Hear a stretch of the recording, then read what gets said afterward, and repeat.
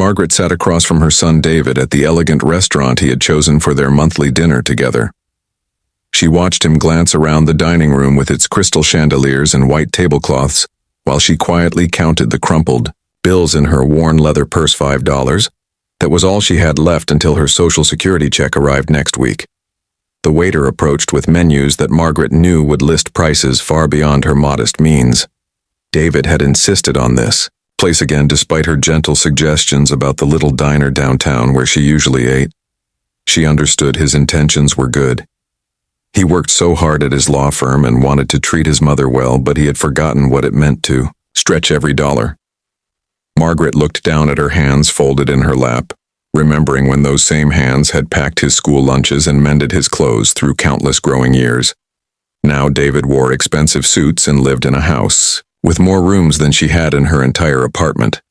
The distance between their worlds felt wider than the table that separated them. When the waiter handed her the menu, Margaret smiled politely and opened it slowly. Her eyes moved past the appetizers and entrees without really seeing them. Instead, she found herself thinking about her late husband Frank and how they used to share a piece of pie at the corner bakery every Friday evening. Those simple moments had meant more than any fancy meal ever. David was studying his own menu, intently making mental calculations about wine pairings and multiple courses. Margaret watched her son and saw the boy who used to help her count pennies for the ice cream truck. She wondered when life had become so complicated for both of them. The waiter returned with his pen poised, ready to take their order. David looked expectantly at his mother, waiting for her to choose first, as he always did. Margaret felt the weight of the moment settling around her. Like an old familiar coat, she could pretend to have lost her appetite or claim she wasn't feeling well. She could order the least expensive item and hope David wouldn't notice her barely touching it. Or she could do something that would require more courage than she had needed in years. Margaret closed her menu gently and looked directly at her son. "David, I need to tell you something and I hope you will listen." With an open heart, her voice was soft but steady, carrying the quiet strength that had sustained her through decades of raising children and managing a household on limited means. David set down his menu, immediately hearing something in his mother's tone that demanded his full attention. "All I have with me today is $5, she said simply. "I know you love these fancy places and I love spending time with you, but I cannot afford to eat here." The words hung in the air between them, while David's face went through a series of expressions. First confusion, then embarrassment, then something deeper that looked like understanding beginning to dawn. Margaret continued speaking with the same gentle honesty that had guided her parenting all those years ago. "I live on $800 a month from Social Security, after rent, and medicine and utilities. There isn't much left for restaurants like this. I have been pretending for months now, ordering just coffee or saying I already ate. But pretending is exhausting, David, and it keeps us from really being together." David reached across the table and took his mother's weathered hand in his smooth one. "Mom, why didn't you tell me sooner?" His voice cracked slightly with emotion. Margaret squeezed his fingers the way she had when he was small and needed comfort. "Because you work so hard, and you want to do nice things for me. I didn't want to burden you or make you feel bad about your success. But I realize now that keeping this secret was creating a wall between us." The restaurant continued its quiet bustle around them, but their table had become an island of honesty and connection. David felt memories flooding back of his childhood when his mother had performed daily miracles with limited resources. She had made birthdays special with homemade cakes and Christmas magical, with carefully saved for presents. She had never complained about what they couldn't afford, only celebrated what they had. How had he forgotten those lessons about finding joy in simple things? "I'm so sorry, Mom," David said, and his apology carried the weight of genuine regret. "I got caught up in wanting to impress you with places like this.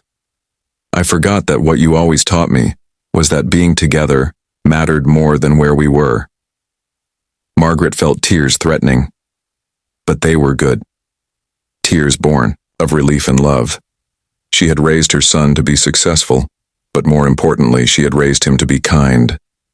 That kindness was showing itself now in his willingness to truly hear. David signaled the waiter and politely explained they had changed their minds about dining there. He helped his mother gather her purse and coat, and they walked out together into the afternoon sunlight. "Where would you like to go, Mom?" David asked. Margaret thought for a moment about all the places that held meaning. "For them, there's a little park near where you used to play baseball," she said. "They have picnic tables and there's a hot dog cart. We could sit and watch the kids play and talk about whatever comes to mind." David smiled, remembering lazy summer afternoons, when a hot dog and a cold soda had seemed like the perfect meal. They drove to the park in comfortable conversation. Margaret pointed out changes in the neighborhood while David shared stories from his work that he had never bothered telling before. At the park, they bought hot dogs and sodas from the cheerful vendor, who reminded Margaret of her neighbor, Mrs. Chen. They found a shaded table near the playground, where children were laughing and calling to their parents. "This is perfect," David said, taking a bite of his hot dog. "It really is," Margaret agreed, watching a little girl chase bubbles that her grandmother was blowing. They talked for over an hour about memories and dreams, and the simple pleasure of unhurried time together. David found himself relaxing in a way he hadn't experienced in months. His mother asked thoughtful questions about his work and listened carefully to his answers. She shared stories about her neighbors and her garden and the books she was reading from the library. The afternoon wore on. David realized how much he had been missing by trying to impress his mother, instead of simply enjoying her company. Margaret felt the contentment that came from being truly known and accepted. This was what she had hoped for when she decided to speak honestly. Not just the relief of not pretending anymore, but the deeper connection that came from sharing truth. When it was time to leave, David helped his mother into his car. But before starting the engine, he turned to face her. "Mom, I want to make a suggestion, and please tell me honestly what you think." Margaret nodded, encouraging him to continue. "What if we take turns choosing where we have dinner each month? You can pick places that work within your budget, and I can choose others where I treat you, but no more pretending and no more places where either of us feels uncomfortable." Margaret considered this carefully. She appreciated that he wasn't trying to solve her financial situation or insist on always paying. He was offering partnership and mutual respect. "I would like that very much," she said. "And David, maybe sometimes we could cook together at my apartment. I still make a pretty good meatloaf."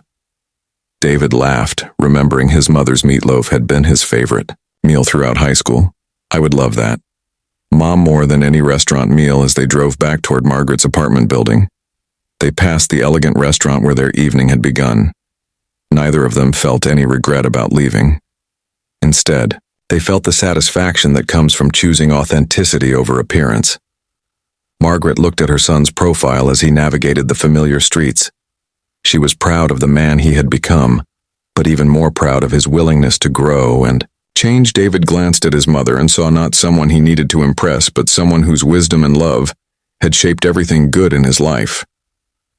The $5 in Margaret's purse had been enough after all, not because it had bought them an expensive meal, but because it had purchased something far more valuable: the courage to be honest, the willingness to be vulnerable, and the joy that comes from connecting heart to heart across any distance that life might create. When David walked his mother to her door, they hugged longer than usual. "Next month it's your turn to choose, Mom," he reminded her.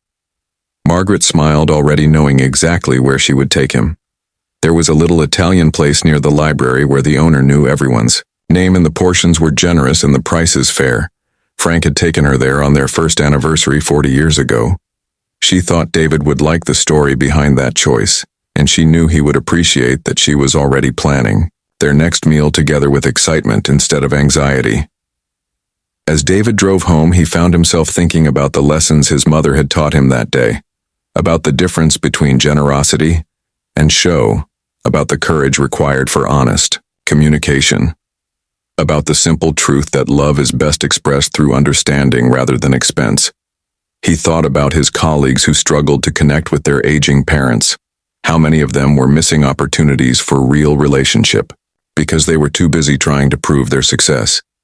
David made a mental note to share this story with his friend Robert, whose mother lived alone across town, not as advice, but as encouragement that it was never too late to build better bridges. Next morning, Margaret woke with a lightness in her chest she hadn't felt in months. No more pretending. No more anxious counting and recounting of dollars before their dinners. No more watching David's.